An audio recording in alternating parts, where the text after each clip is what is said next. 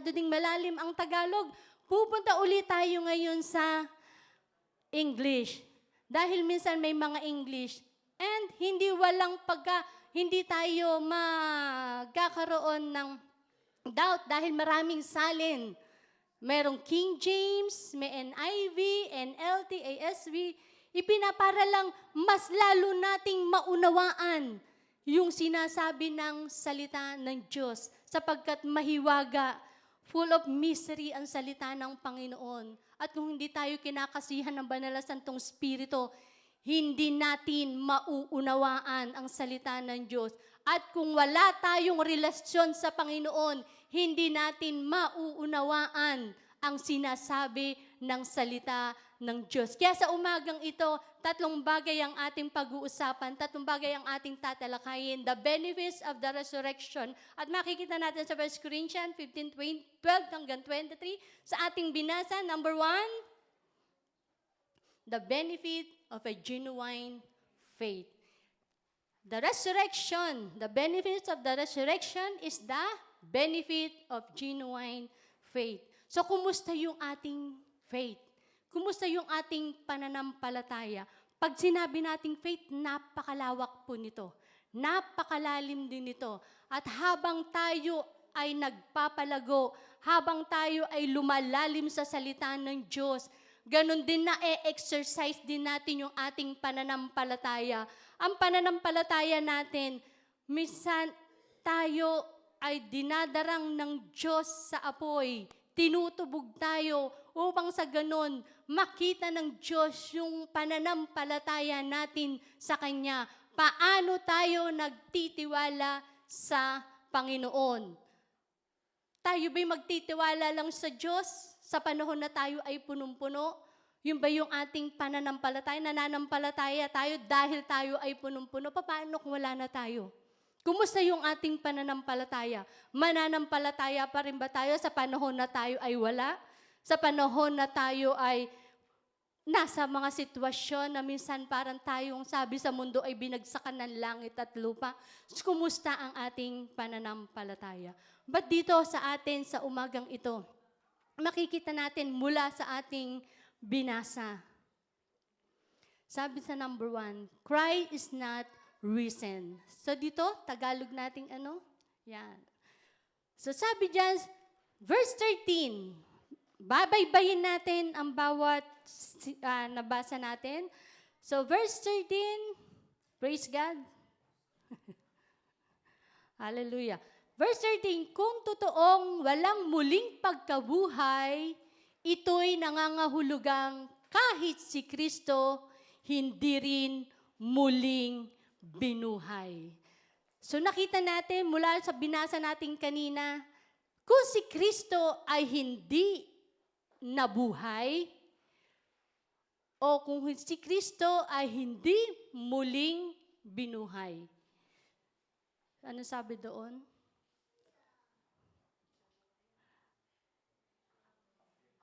Marami sa mga Sadducees, Pharisees, scribe, hindi naniniwala sa muling pagkabuhay, hindi naniniwala sa ipinapahayag ni Kristo during that time na siya ay nandito pa sa lupa. Na-celebrate natin ang Passion Week. Tinalakay natin every day, every night, before na siya ay ipako sa krus, before na siya ay malagutan ng hininga, hanggang siya ay muling buhayin, muling mabuhay. Sabi doon, He died in vain. Siya ay namatay lang ng walang kabuluhan. Kaya sabi sa Romans 5:10, dati kaaway tayo ng Diyos, pero ngayon, tinanggap na niya tayo mga kaibigan. Saan? Sa pamamagitan ng kanyang anak. At ngayon, mayroon na tayong magandang relasyon sa Diyos, tiyak na ililigtas niya tayo sa kaparusahan, sa pamamagitan ng buhay ni Kristo. So, kung walang pagkabuhay, walang pagliligtas, walang kapatawaran, at walang katubusan. Kaya, Sabi diyan, He died in vain kung walang Kristo na muling nabuhay. Pangalawa, He lied. Ibig sabihin, kung walang Kristo na muling nabuhay, ibig sabihin, ito ay kasinungalingan. Ito ay hindi nagsasabi ng totoo. Kaya sa Matthew 16:21, mula noon, ipinaalam na ni Jesus sa mga alagad niya na dapat siyang pumunta sa Jerusalem at dumanas ng maraming paghihirap sa kamay ng mga pinuno, ng mga Hudyo, ng mga namamahalang pari, at ng mga tagapagturo ng kautusan. Tatlong ang tinukoy? Mga Hudyo, mga namamahalang pari, at tagapagturo ng kautusan. At siya'y ipapapatay nila, ngunit sa ikatlang araw ay muli siyang mabubuhay. Kung papansinin natin, habang nangangaral ang ating Panginoon, ano sabi niya?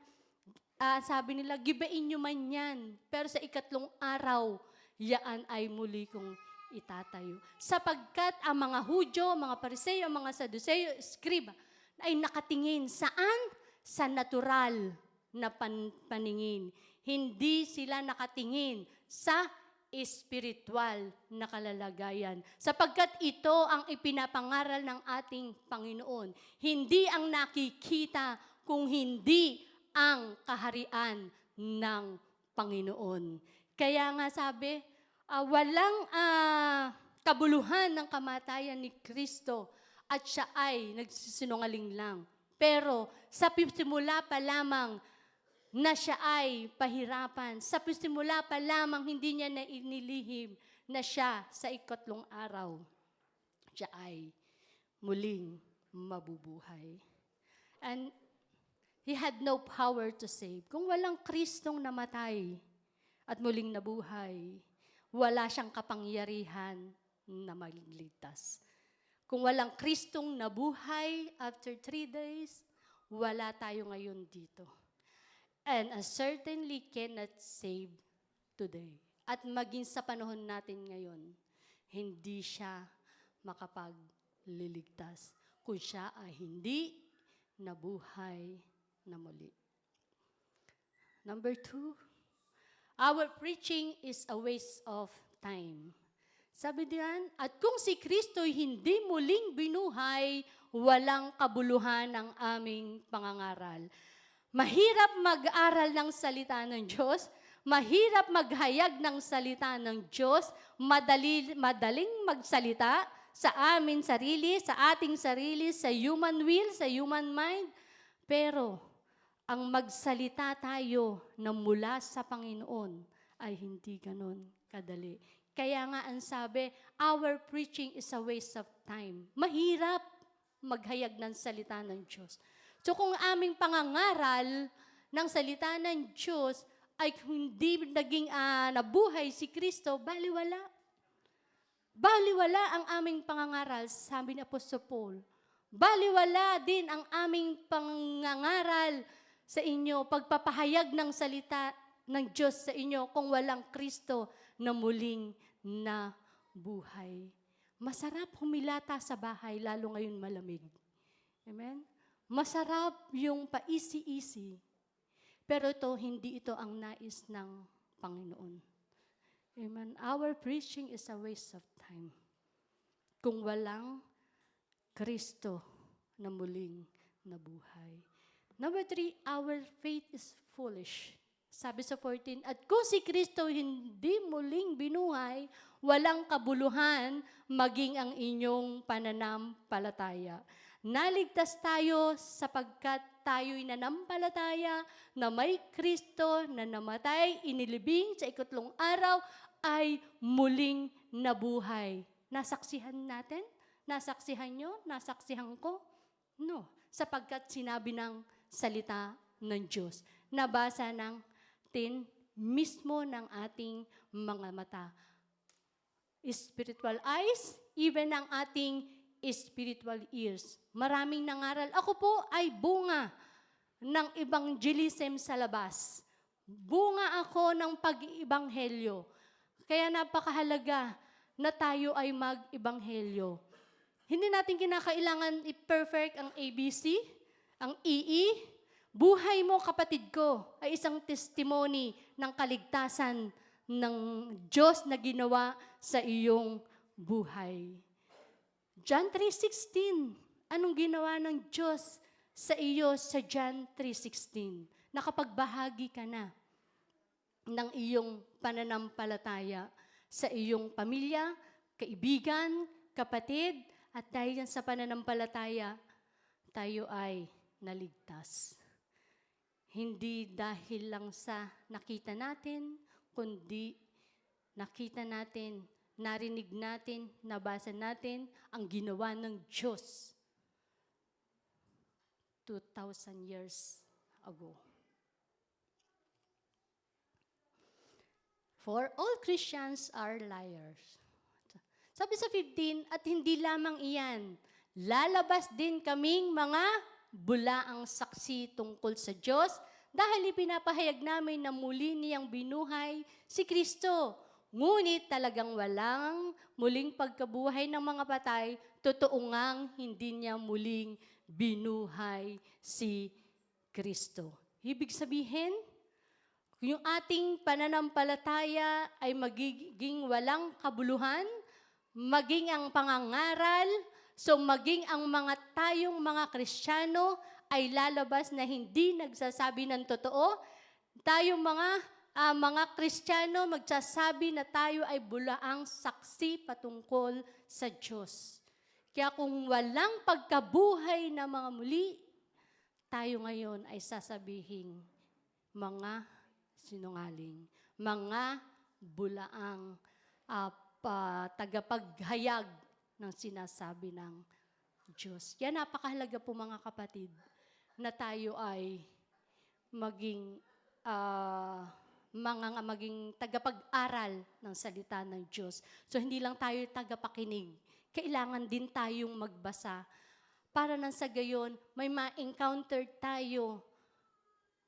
Hindi tayo nila mailigaw. Hindi nila tayo mahikayat so kung ano ang kanilang ipinapangaral. Kaya maging maingat tayo sa ating pananampalataya, pagkakilala sa ating Panginoon. Dahil kung tayo walang pinangahawakan o hindi tayo lubog sa salita ng Panginoon, maaari tayong mawala sa Panginoon. Maaari tayong makuha, maaari tayong mangimbakan ng maling katuruan. Amen. So 5, we are all lost in our sin. So patuloy pa rin tayo sa ating mga kasalanan. Sabi, kung si Kristo ay hindi muling binuhay, walang silbi ang inyong pananampalataya at hindi pa kayo napapatawad sa inyong mga kasalanan. So, nais ba natin yun? Pag tayo ay nagkamali, nagkasala sa ating mga asawa, so hindi nila kayang patawarin, sapagkat ang muling pagkabuhay ni Kristo, nagkaroon tayo ng kapatawaran sa ating mga kasalanan.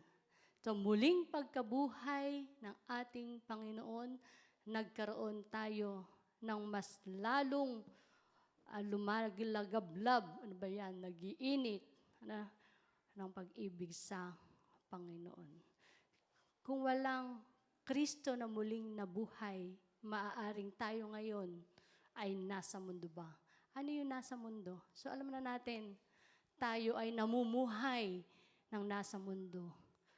Mas inuuna natin yung ating flesh, mas inuuna natin yung makipagbarkada, makipag-inuman, makipagsugalan, lahat ng mga bagay na hindi kalugod-lugod sa Panginoon.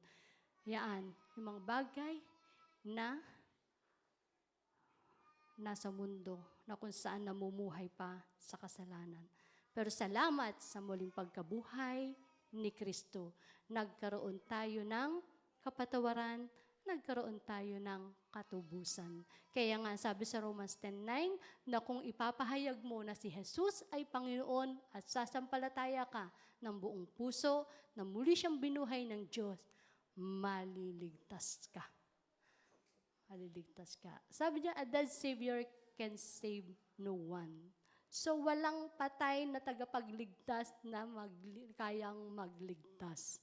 Kung hindi, ang ating Panginoon, Amen, Jesus Christ, He never changed, yesterday, today, and forever. Our departed loved ones are gone forever. So, may mga nauna sa atin. Sabi dyan, at nangangahulugan din na mga mananampalataya kay Kristo na namatay na ay hindi rin naligtas. So nakakaawa sila na sa kanilang pakikinig at sa kanilang pangangaral ay ang kanila palang ginagawa ay walang kabuluhan. So namatay sila, nawala sila, na ang kanilang ginagawa sa kaharian ng Diyos habang sila'y naghihintay sa ating Panginoon ay wala palang kabuluhan kung walang Kristo na nabuhay pagkatapos ng 3 araw. And 7, we are to be pitted. Sabi sa 19, kung ang pag-asa natin kay Kristo ay hanggang sa buhay na ito lamang, tayo na ang pinakawawa sa lahat ng tao. So, salamat sa Panginoon at ipinapahayag ng Diyos, amen, yung mga walang sinikreto ang Diyos sa atin. Sapagkat nakakalungkot, nakakaawa na ang iba'y nananampalataya para lang sa panahon ngayon. Dahil alam nila, kung sila'y gagawa ng mabuti, sila ay may pag-asa sa hinaharap. But ang sabi doon, kung ang pag-asa natin kay Kristo ay pangayon lamang,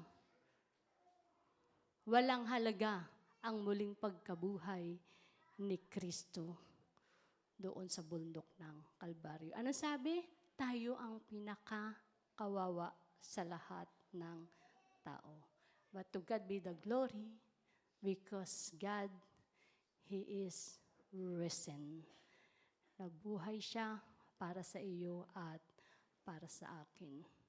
The benefit of the resurrection is the benefit of a genuine faith. So sabi, ang pananampalataya ay kapanatagan sa mga bagay na hindi nakikita. Mga bagay na alam natin na ang Diyos ay kumikilos, kung ito ay ating ipagkakatiwala, kung ito ay ating ibibigay sa Panginoon, katulad ng inawit natin kanina, walang bagay na imposible sa Panginoon. Walang bagay na imposible sa Panginoon. Sabi nga, ang pananampalataya ay hindi, anong tawag dito? Yan, sinulat ko. Yeah. Ang pananampalataya ay hindi nag-aalinlangan. Amen. Ang pananampalataya ay hindi nag-aalinlangan. Kaya kumusta yung ating pananampalataya? Tayo ba'y nananampalataya sa mga bagay na nakikita lang natin? O tayo nananampalataya sa mga bagay na hindi natin nakikita? Sapagkat sinabi din na ang pananampalataya ay dapat tayong hindi nag-aalinlangan. Praise God. Okay. The benefits of a godly family. So kung paano tayo kinuha ng Diyos mula sa kadiliman tungo sa kaliwanagan, kung paano tayo inangkin, inari ng Diyos sa the benefit of a godly family. So the benefits of the resurrection, number 1 is the benefit of a genuine faith. Pangalawa, the benefit of a godly family. So verses 24, verse 50 and 58. Mabilis. So sabi sa 24, at darating ang wakas kapag naibigay na ni Kristo ang kaharian ng Diyos Ama, pagkatapos niyang malupig ang lahat ng paghahari, pamahalaan at kapangyarihan. 50, ito ang ibig kong sabihin, mga kapatid. Ang binubuo ng laman at dugo ay hindi maaaring makabahagi sa kaharian ng Diyos. At ang katawang panlupa ay di maaaring magmana ng buhay na walang hanggan. 58. Kaya nga mga minamahal kong kapatid, magpakatatag kayo at huwag matinag.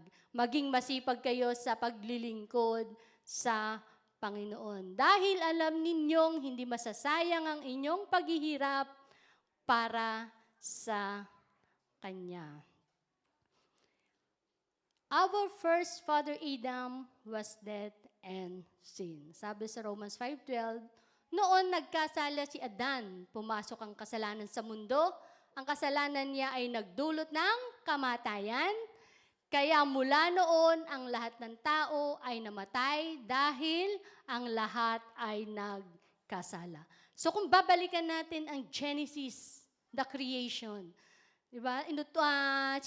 Sinabihan sila ng Diyos na huwag nilang kakanin ang bunga, diba, ng puno ng pagkakaalam ng mabuti at masama. At dahil dito, sila ay tinukso ng ahas, at dahil dito pumasok ang kasalanan. At ang kasalanan na ito ay nagbunga hanggang sa mga generasyon. Kaya tayo ay namana ang kasalanan.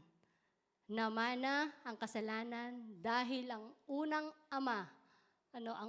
ama natin ay si Adam. Amen?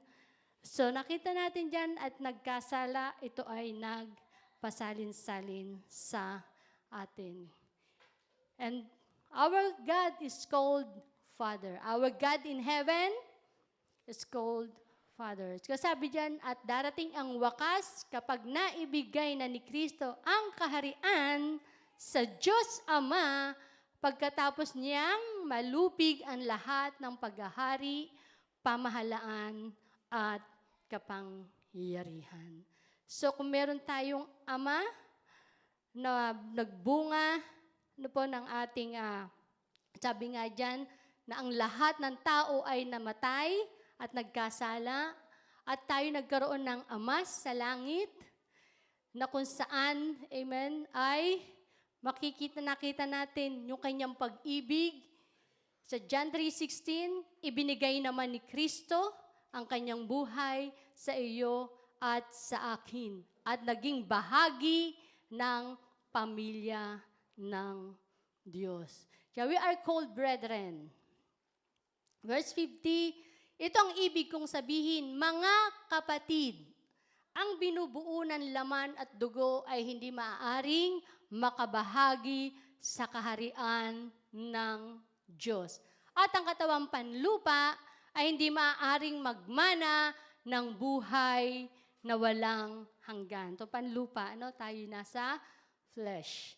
And beloved brethren, in verse 58, kaya nga mga minamahal kong kapatid, magpakatatag kayo at huwag matinag, maging masipag kayo sa paglilingkod sa Panginoon, dahil alam na ninyong hindi masasayang ang inyong paghihirap para sa Kanya. So sabi niya sa English, for your labor in the Lord is not in vain. So ang lahat ng ginagawa natin, lihim man o hayag, alam niyo lihim? Di ba may mga kapatiran tayo na gumagawa, pero hindi na nila sinasabi? Makikita na lang natin, na sila ay nagtatrabaho. Yan. Suggest sila, Brother Ryan, si Brother Larry. Pagka nakikita nyo na sila dyan, naglilinis na sila. Ito yung mga lihim. Hayag man, ito ay hindi babalik ng walang kabuluhan. At sa takdang panahon, ang bawat isa sa atin ay the benefits of godly family. So, trust Jesus by faith. Sabi dyan, John 3:3, Sinasabi ko sa iyo ang totoo, walang sino mang makakaranas ng paghahari ng Diyos malibang ipanganak siyang muli. Huwag kang magtataka sa sinabi ko sa iyo na kailangan kang ipanganak muli. So hindi po ito sa physical, kung hindi ito sa spiritual. Paano tayo ipapanganak na muli? Tatanggapin natin si Kristo bilang Panginoon natin at sarili nating tagapagligtas.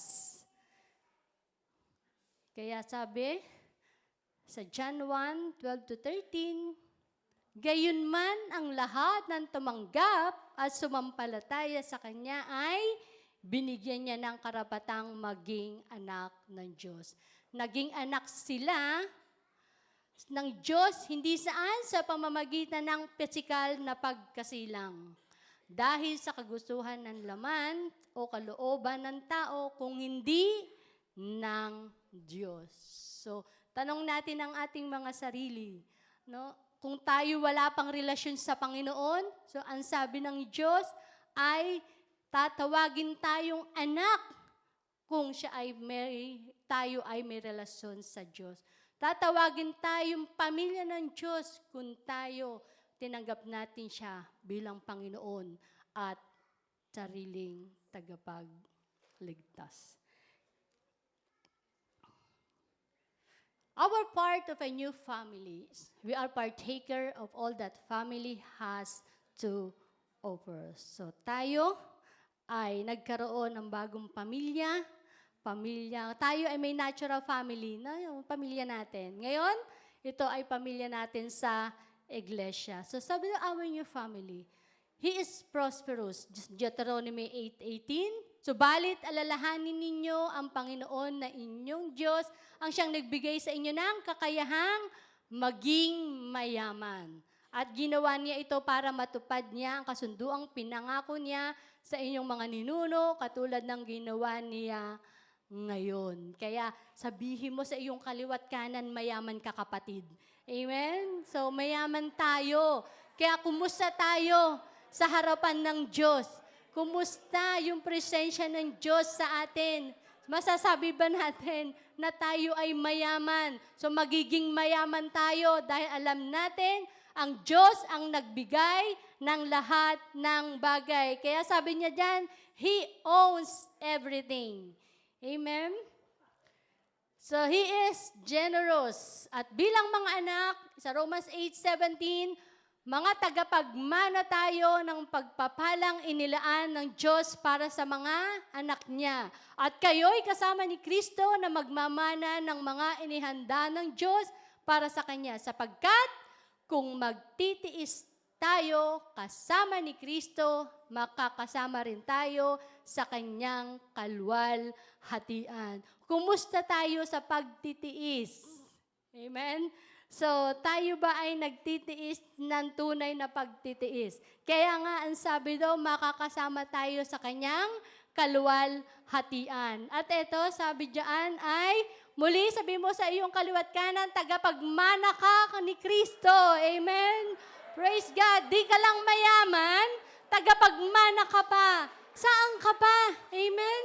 So, ang pangako na ito ng Diyos na hindi napapako. Ang tao, pag nangako, napapako. Pero ang Diyos, kailanman ay hindi napako ang kanyang pangako. Kaya nga sabi diyan, He has given us everything. Ibinigay na sa atin lahat.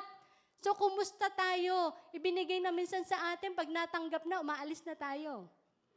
Diba? Pero ang nais ng Diyos, tayo'y manatili hanggang, sabi niya, makasama tayo sa Kanyang kalwalhatian. He is powerful. Sabi sa 32 ng Jeremiah 17, O makapangyarihang Panginoon, nilikha niyo ang langit at lupa sa pamamagitan ng kapangyarihan ninyo. Walang anumang bagay na hindi niyo po magagawa. Walang bagay na imposible sa Panginoon. Ano man ang sitwasyon mo ngayon, kapatid, God is in control. God is in control. Kaya nga po sabi sa Matthew 12, okay.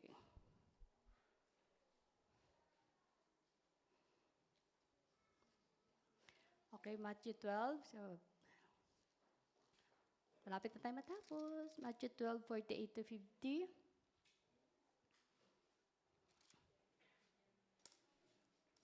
Sabi dyan. Ngunit sinasabi niya, sino ang aking ama at sino-sino ang aking mga kapatid?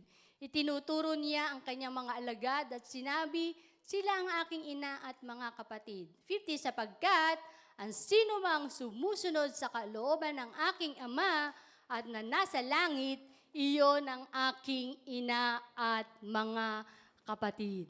And because we are part of God's family, so ang nais ng Diyos, tayo ay sumusunod sa ating amang nasa langit. The benefits of the resurrection, 1, the benefit of genuine faith. Pangalawa, the benefit of a godly family. And number 3, the benefit of a glorious future. Amen. Ano maluwalhating hinaharap. Tama ba? Yan. Praise God. So verse 51 hanggang 57. So hindi na natin isa-isahin na lang natin. So we have the possibility of a change. So meron tayong merong pagbabago. So sabi sa 51 hanggang 52, ngunit makinig kayo dahil may sasabihin ako sa inyong isang lihim. So isang lihim na sinabi. Amen. Hindi lahat sa atin ay mamamatay, ngunit tayong lahat ay bibigyan ng bagong katawan. So makinig ang may pandinig.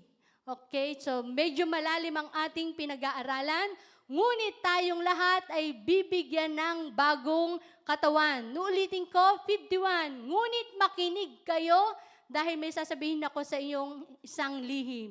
Hindi lahat sa atin ay mamamatay. Ngunit tayong lahat ay bibigyan ng bagong katawan. 52, sa isang iglap, sa isang kisap mata, kasabay ng pagtunog ng huling trumpeta, at sa pagtunog ng trumpeta, muling bubuhayin ang mga patay at bibigyan ng katawang hindi nabubulok. At tayong mga nabubuhay pa ay bibigyan din ng bagong katawan.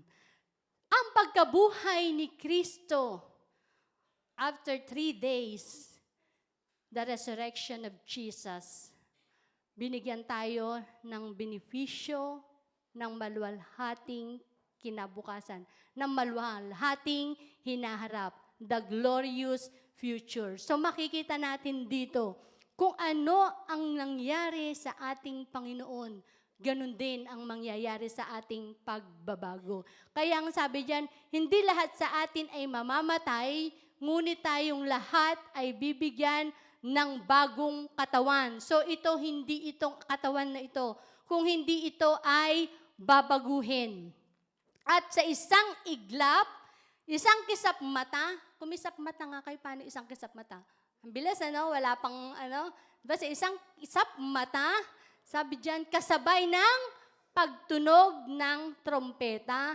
At sa patunog ng trompeta, ang sabi, muling bubuhayin ang mga patay. Yung mga naunang namatay ay muling bubuhayin. At sabi doon, bibigyan ng katawang hindi nabubulok. The holy body. At tayong mga nabubuhay pa ay bibigyan din ng bagong katawan. So sabi dyan, ano sabi doon una? Sabi, hindi lahat sa atin ay mamamatay. Baba tayo, ang sabi doon, yung mga nabubuhay pa ay bibigyan ng bagong katawan. So tayo na hindi namatay, tayo ay bibigyan ng bagong katawan. So babaguhin tayo. So may mga nagtatanong, ito pa rin ba? Kasi hindi po pwedeng pagharian the flesh and the blood. So kinakailangan tayong baguhin. Kinakailangan tayong bigyan ng bagong katawan. And then sabi sa 5, we have the promise of conquest. Sa 53 hanggang 56, sapagkat itong katawan nating nabubulok at namamatay, ay dapat mapalitan ng katawang hindi nabubulok at hindi na mamatay. Listen, so dapat ang katawan natin ay papalitan ng katawang hindi nabubulok at hindi namamatay. 50 po, at kapag ang katawang ito na nabubulok at namamatay ay papalitan ng katawang hindi nabubulok at hindi namamatay, matutupad na ang sinabi ng kasulatan. Nalupig na ang kamatayan, ganap na ang tagumpay, nasaan o kamatayan ang iyong tagumpay? 55, nasaan o kamatayan ang iyong kamandag? May kamandag lamang ang kamatayan sa atin dahil sa kasalanan. At may kapangyarihan ng kasalanan sa atin dahil sa kautusan. Amen? So, sino ang nananabik? So, dapat tayong manabik sa pagbabalik ng ating Panginoon. Dapat tayong nananabik sa kalwalhatian na ipinangako ng Diyos, sa kalwalhatian na hindi ipinagkait ng Diyos sa ating hinaharap. So we are strangers. Tayo ay mga estranghero lang dito sa mundo. Nandito tayo, pero hindi tayo taga rito. Hindi tayo mananatili dito. Amen? Kaya sabi diyan, thank God when our resurrected Redeemer returns in His glory, we will get a body that sees God. So, papalitan ng ating katawan na maaari nating makita ang Diyos sapagkat God is holy.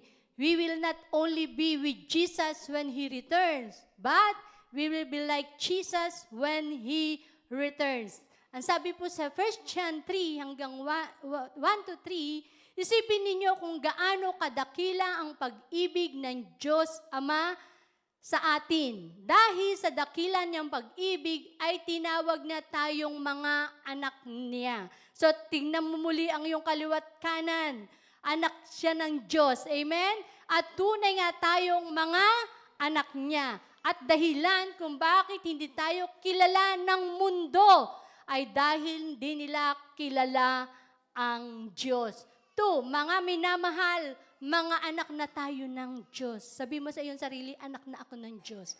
Ngunit hindi pa naiyahayag kung magiging ano tayo sa hinaharap. Kaya nga ipinapakita at sinahayag na ng salita ng Diyos kung ano yung ating pag-asa sa darating. No, the living hope, lagi nating naririnig. At narinig ulit ito kay Pastor Chris, the living hope. Okay? Praise God. Ayan. At magiging katulad niyan na dahil makikita natin ang tunay niyang anyo.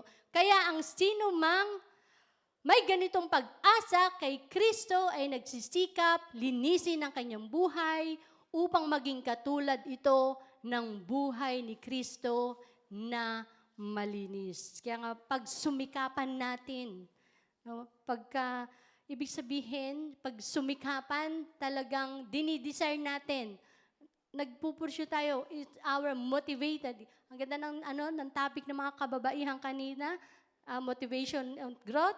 So, kinakailangan, na tayo ay nagsusumikap, na tayo ay patuloy na lumalakad sa katwiran ng Panginoon. Letter C, last, the pledge of a conqueror. Ang panunumpa ng mananagumpay. So magsabi nga ng amen ang lahat ng mananagumpay. Amen. Praise God. So tayo lahat ay mananagumpay. Amen. So sabi sa 57 hanggang 58, ngunit salamat sa Diyos dahil binigyan niya tayo ng tagumpay sa mga bagay na ito sa pamamagitan ng ating Panginoong Hesukristo. Kaya nga mga minamahal na kapatid, magpakatatag kayo at huwag manghina sa inyong pananampalataya. Mali sabi mo sa iyong kaliwat kanan, magpakatatag ka at huwag kang manghina sa iyong pananampalataya. Next, maging masigasig ka sa paggawa ng mabuti para sa gawaing pinagkatiwala sa iyo ng Panginoon sapagkat alam ninyong hindi masasayang ang paghihirap para sa Kanya. So habang hinihintay natin ang ating Panginoon, pagsumikapan natin na mamuhay ng ayon sa layunin ng Diyos.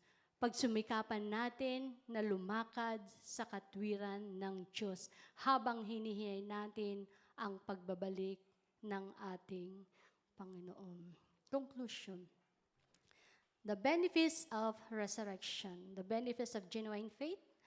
Number 2, the benefit of godly family, and the benefit of a glorious future. Sabi sa John 14:1-3, sinabi pa ni Jesus, huwag kayong mabagabag. Magtiwala kayo sa Diyos at magtiwala rin kayo sa akin. Sa tahanan ng aking Ama ay maraming silid. Pupunta ako roon upang ipaghanda kayo ng lugar. Hindi ko ito sasabihin kung hindi ito totoo. Hindi ko ito sasabihin, sabi ng Panginoon, ang ating Panginoon po nagsasalita dyan, kung hindi ito totoo.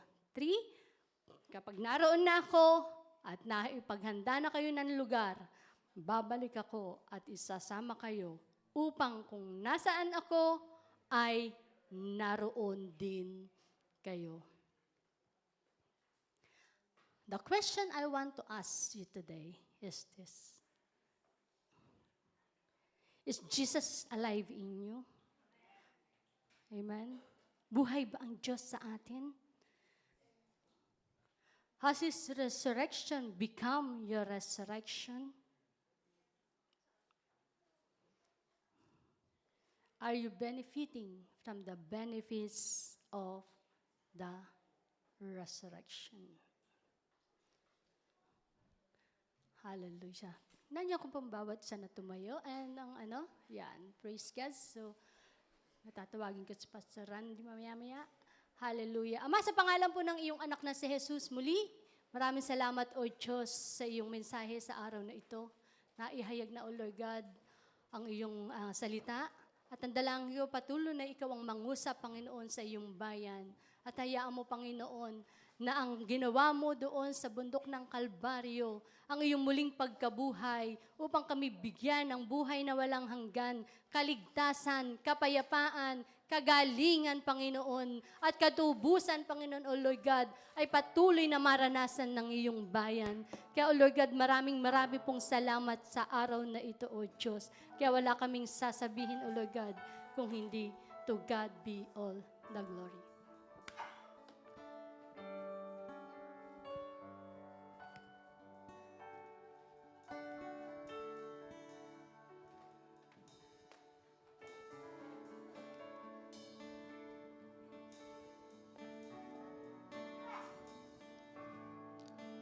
Palakpakan muna po natin ang Diyos as we prepare to worship the Lord. Ang tanong is, nagbe-benefits ba tayo sa muling pagkabuhay ng ating Panginoon? Kasi, if nagbe-benefits tayo, yung genuine faith natin lumalago. At kung hindi lumalago ang genuine faith mo, hallelujah, hinahamon ka ng mensaheng ito ngayon. Nais ng Diyos na palaguin ang iyong pananampalataya. Genuine faith means trusting God's fully. Trusting God's fully. Ano? The benefit of Jesus' resurrection. Ano nangyari? You become a godly family. Nagkaroon ka ng ama. Merong mga maaring wala kang perpektong ama. Maaring may pagkukulang ang iyong pamilya. Merong hindi mo natagpuan ang perpektong pamilya.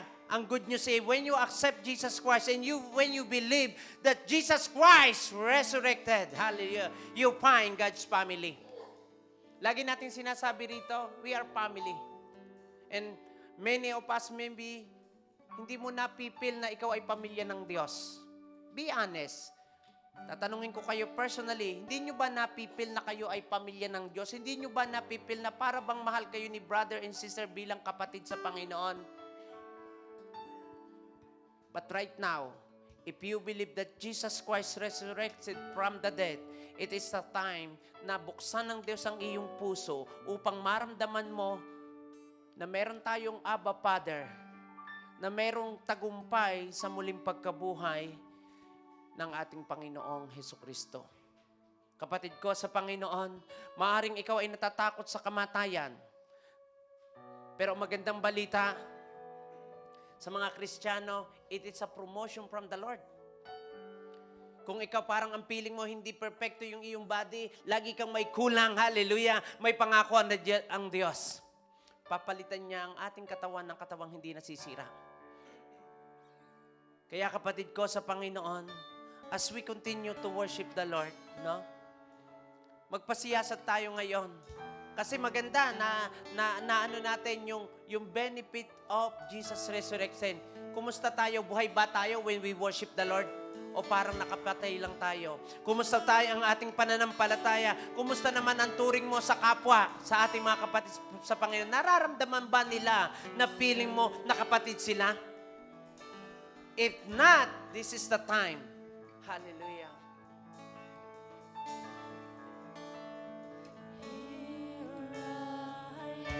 Oh God, narito ang iyong bayan. We know there is power in the resurrection of our Lord Jesus Christ. We are justified. We are forgiven. We are a child of God. And we will believe, O Lord God, na isang araw ikaw ay babalik. Kung nasumpungan mo ang aming mga pusong hindi karapat-dapat ngayong araw na ito, Lord, forgive us. Open our heart.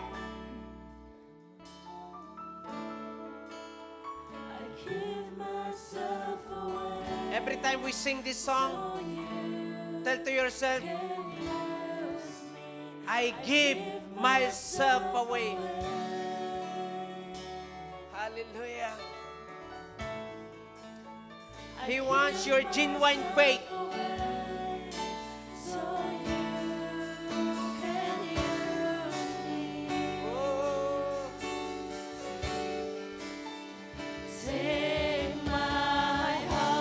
Come on, kapatid ko. Tumawag ka sa Panginoon.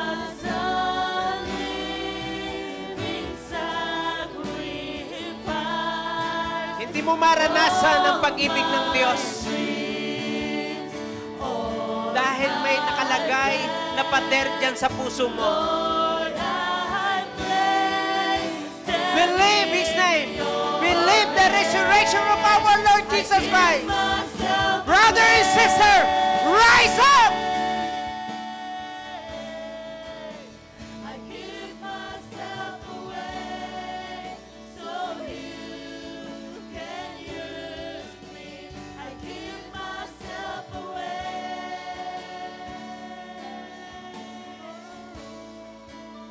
I give myself away so you can use me.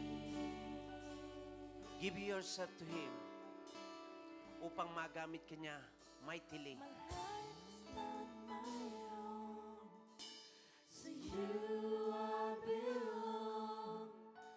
I give myself to you, Jesus. My life is not my own, to you I belong. I give myself to you.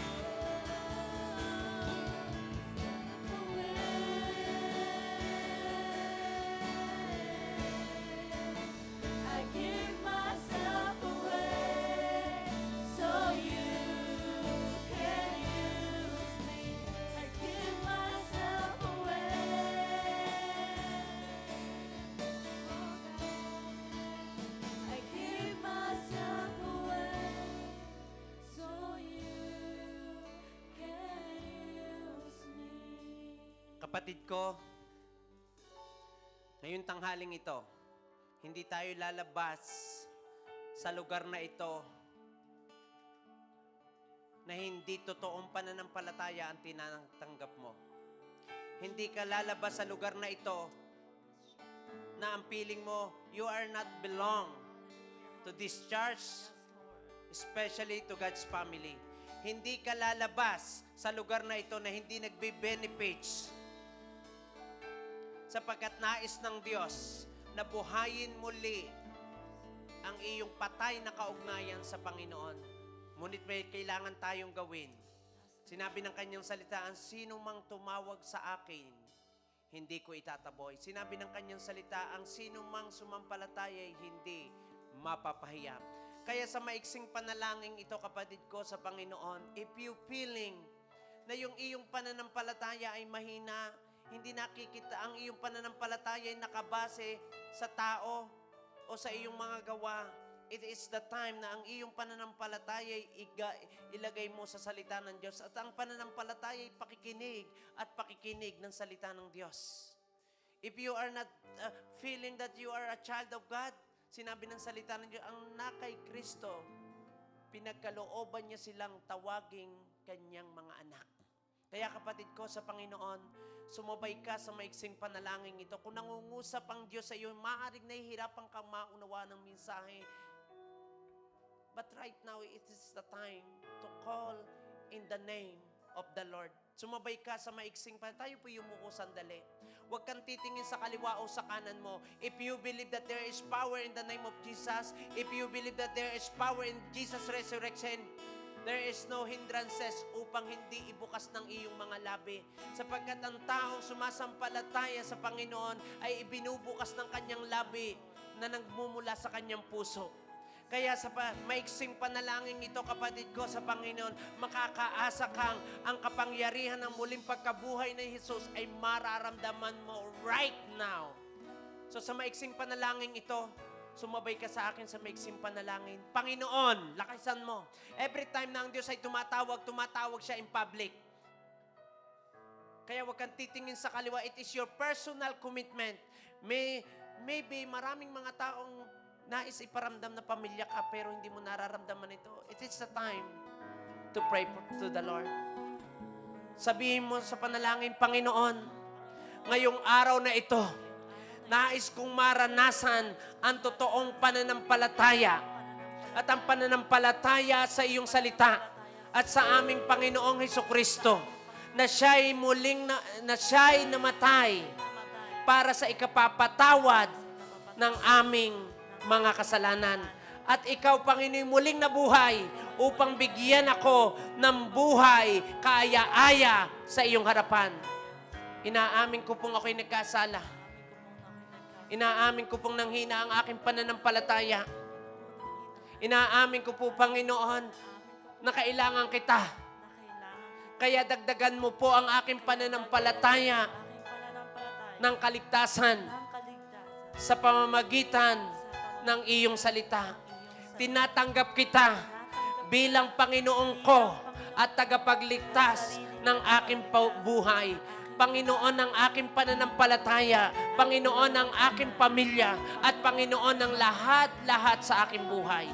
Maghari ka po sa aking puso. Sa pangalan ni Jesus.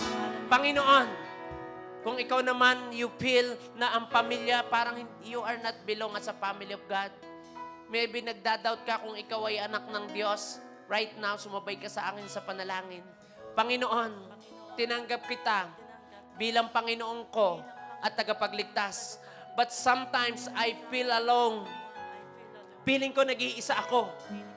Feeling ko malayo ka sa akin. But right now, forgive us. Forgive me, Lord, sapagkat ako'y naniniwala na ako'y iyong anak. Tinatakan ng banal na Santong Espiritu at nananampalataya na mayroon akong access sa langit at kapangyarihan na tumawag, Abba, Father! Hallelujah! I receive it by faith. Say it, I receive it by faith. In Jesus' name. Mananalangin naman ako, tanggapin mo ang tatak at kapangyarihan ng muling pagkabuhay ng ating Panginoon. Sa iba, ito'y kamangmangan. But right now, sa iyo ay kapangyarihan ng Panginoon sa pangalan ni Jesus. Hallelujah. At ako na may mananalangin ngayon sa inyo. Hindi lamang ngayon, maging hanggang sa muli niyang pagdating. Ang Diyos ay babalik. Ngunit ang Diyos ay Diyos ng buhay, Diyos ng pag-asa, at Diyos na nagliligtas. Panginoon, narito ang mga boses ng mga taong voluntary tinanggap ka bilang Panginoon at tagapagligtas. Voluntary, Panginoon, i-declare nila, Panginoon, oh Lord God, na Ikaw ay kanilang Panginoon at tagapagligtas. At tinatakan mo sila bilang iyong mga anak. At bilang iyong mga anak, sinabi mo sa iyong salita na anuman ang aming hilingin sa iyong pangalan, ito ipagkakaloob mo sa amin. Kaya naman, Panginoon, lalabas silang punong-puno ng pag-iibigan bilang magkakapatid kay Kristo. Punong-puno ng pananampalataya sa iyong salita. And hindi na ito yung una nilang pagdating. Hindi na ito yung una na mararamdaman nila, Panginoon, na sila ay nagsosolo. Ngayon, ito yung panahon na daman-daman nila na they are belong to the family of God. Kaya, Ama, sa pangalan ni Jesus, igawad mo po ang iyong mayamang kapangyarihan. Igawad mo po ang iyong mayamang benediksyon sa buhay ng aking mga kapatid na narito. Itaas po natin ang ating mga kamay at tanggapin nyo ang mayamang benediksyon ng ating Panginoong Hesukristo. Naway lubusan kayong gawing banal ng Diyos na siyang nagbibigay ng kapayapaan. Naway panatilihin niyang walang kapintasan ng inyong buong katauhan, ang espiritu, kaluluwa at katawan hanggang sa pagparito ng ating Panginoong Hesukristo. Tapat ang tumawag sa iyo. At gagawin niya ito, sumainyo nawa ang kagandahang loob ng ating Panginoong Hesukristo. Sa pangalan ng Ama ng Anak at ng Banal na Santong Espiritu, ang lahat ng pamilya ng Diyos at naranasan ang pag-ibig niya, say Amen and say Hallelujah! Hallelujah! O ipadama natin ang ating bilang pamilya, magkamayan tayo habang umaawit ang worship team. Umiikot naman tayo. Maaring yung isa naghihintay lamang na batiin mo. Come on! Iparamdam natin na pamilya sila. Hallelujah! We are belong in God's family.